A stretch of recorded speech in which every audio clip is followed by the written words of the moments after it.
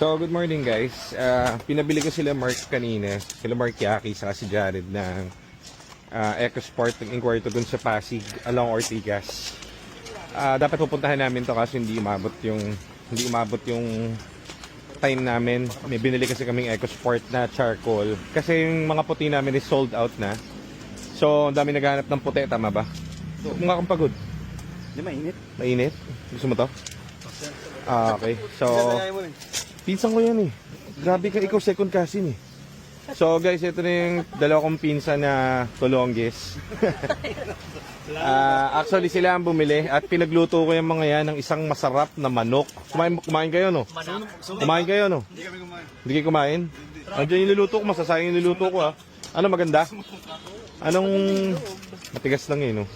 Tigas talaga. Ang bili ng bagong Innova yung Zenix daw bibili nila eh. Yung Zenix top of the line. Yung puro captain seat. Okay. At parang di na tayo nakatawag niya, ano problema. Pero maganda. Ang ganda naman. Okay shifting? Okay shifting. Pero basta okay pa naman. Bakit? Okay May pa something? yung shifting. Di ba yung sila sa'yo? Hindi ko ma-worry yung pakiramdam eh. Pero parang basta may ano siya. Nire-refresh naman natin eh. Hindi, kaso mataas yung nakuha eh. Taas na eh. Hindi nyo naman eh. naramdaman dun sa test drive? Hindi, wala kang ano eh. Meron talagang ano, ang tawag doon. Pag dinrive mo, yung parang may hangin lang. Tingin ko baka air filter o ano.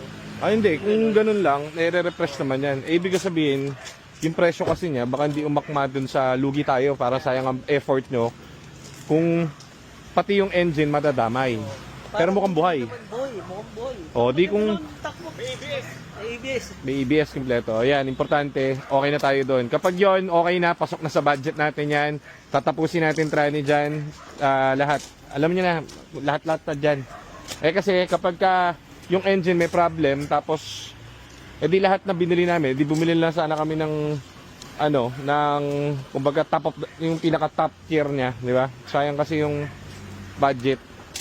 So, yun lang naman, ayan, available yan.